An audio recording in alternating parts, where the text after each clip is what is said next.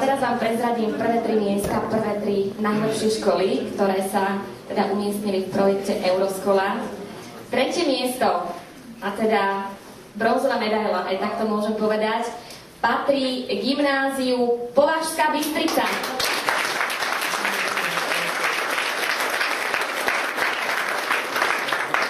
Toto gymnázium alebo študenti získali 37 bodov. Gymnázium Považská Bystrica a zástupca z tejto školy. Ďakujeme pekne, blahoželáme. Druhé miesto. Poviem, že ide o gymnázium, o túto školu a konkrétne je to bilingválne gymnázium Miloslava Hodžu, Sučany.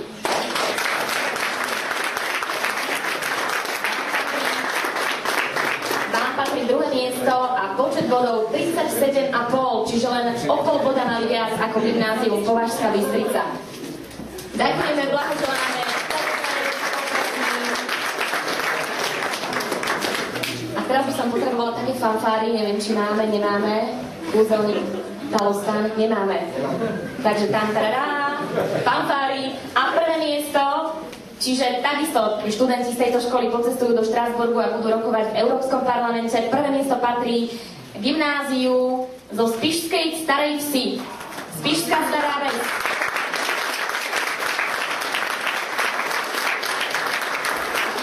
Patrí potles, ale študenti tu nie sú. Žiadny zástupca z tejto školy.